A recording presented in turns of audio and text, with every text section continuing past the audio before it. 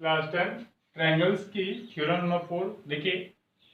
If one angle of a triangle is equal one angle of the other triangle, अगर किसी triangle का एक angle दूसरे triangle के एक एंगल के इक्वल हो and the side is including these angle are proportional, और इन एंगलों को बनाने वाली साइडों का रेशियो इक्वल हो, then the two triangles are similar, तो दोनों ट्रायंगल सिमिलर होते हैं। तो देखिए ट्रायंगल है ए बी सी और एक ट्रायंगल है डी ई एफ, जिसमें आपसे कहा गिवन है, गिवन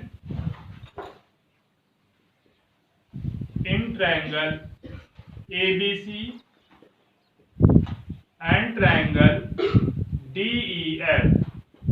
ध्यान देखिएगा, triangle A B C and D E F, angle A equal to angle D, और इस एंगल को बनाने वाली इस एंगल के इक्वल ये एंगल है, और इस एंगल को बनाने वाली साइडों का रेशियो इक्वल है, then A B upon D equal to A C upon D F.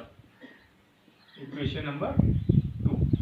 आपसे कहा गया था कि one angle of a triangle is equal to one another angle of the triangle, तो ये एंगल इस एंगल के इक्वल है and the side including these angle are proportional, और इस एंगल को बनाने वाली साइडों का रेशियो क्या है, इक्वल है।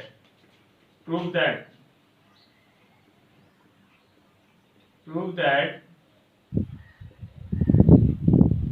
Triangle ABC similar triangle DEF, जो ट्रायंगल ABC है वो DEF के क्या है, सिमिलर है, ये प्रूव करना है। देखिए यहाँ पर लिखा है then the two triangles are similar. Construction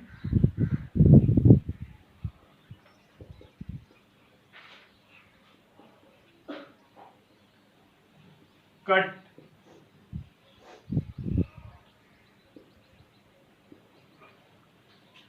DP equal to AB from D पर DP AB के इक्वल कट किया है and DQ equal to AC from DF, और DF पर DQ equal to AC cut किया है। अब देखिए proof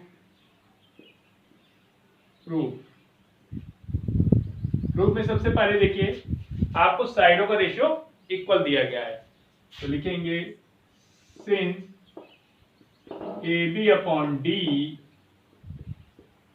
equal to AC upon DF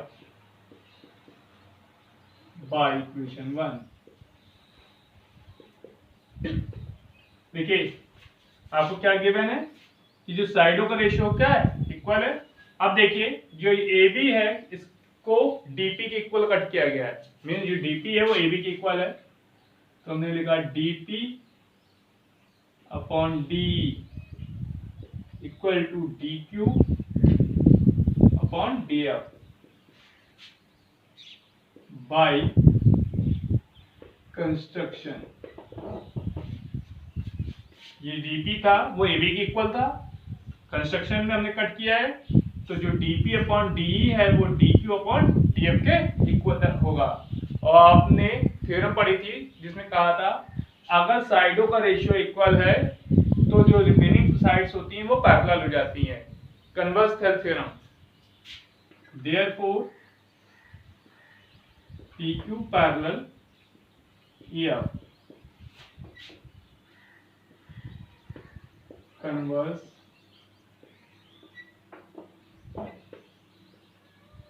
Thales theorem. Thales theorem का कन्वर्स। अब देखिए अगर ये लाइन इस लाइन के पैरेलल है और ये एंगल कॉमन है, सो ट्रायंगल DPQ सिमिलर ट्रायंगल, कौन सा ट्रायंगल हुआ, DEF, या पहले आप लिख सकते हैं अगर ये पैरेलल है तो angle DPQ equal to angle E and ये वाला एंगल इस एंगल के इक्वल होगा। Angle D Q P equal to angle है, इक्वेशन नंबर 3। और ये वाला जो एंगल है वो इस वाले एंगल के क्या हो गया, इक्वल हो गया।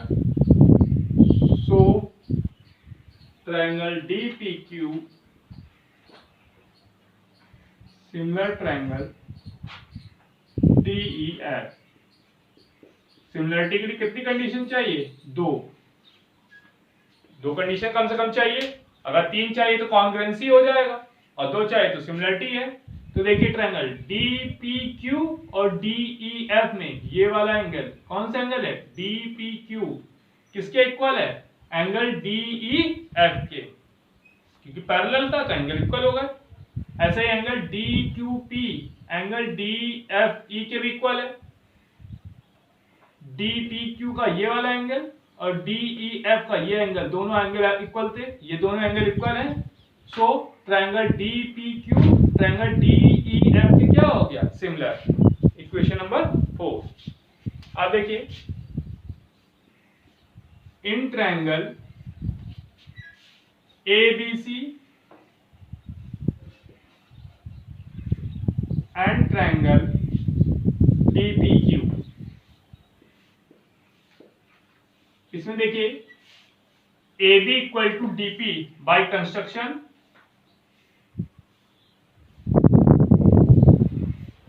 ए B equal to D P by construction.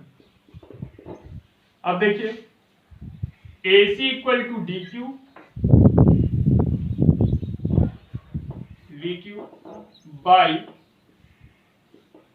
Construction. Construction से हमने ये वाली साइड इसके इक्वल और ये वाली साइड ये इसके इक्वल लिख दी। और क्या चीज हमें कॉमन दिख रहा है, एंगल ए एंगल डी के इक्वल है, एंगल ए एंगल डी के इक्वल है गिवन। और आप देखिए अगर किसी ट्रायंगल की 2 साइडें और एक एंगल गिवन हो, अगर किसी ट्रायंगल की 2 साइडें इक्वल हो और एक एंगल इक्वल हो तो ट्रायंगल क्या होता है, कॉन्ग्रुएंट।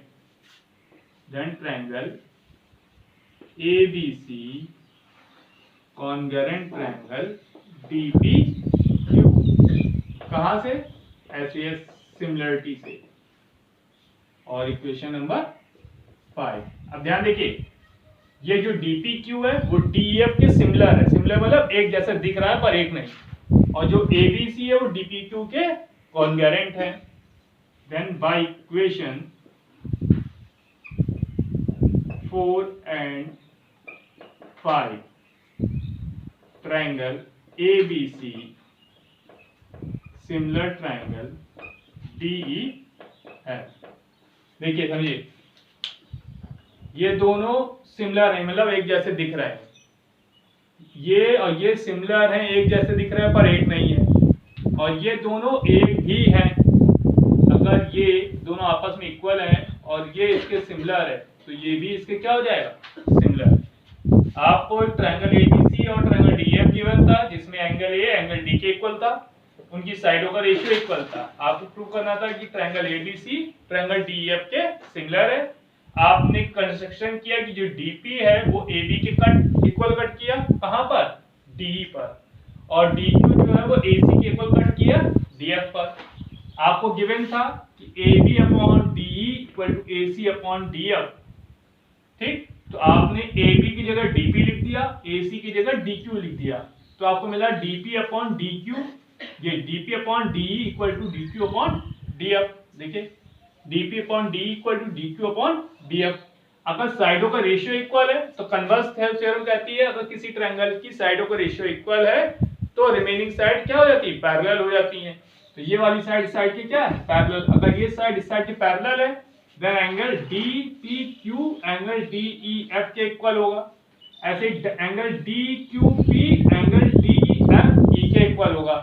और अगर ये एंगल इसके इक्वल है, ये एंगल इसके इक्वल है तो ट्रायंगल DPQ DEF के सिमिलर भी होगा, हमने लिख दिया।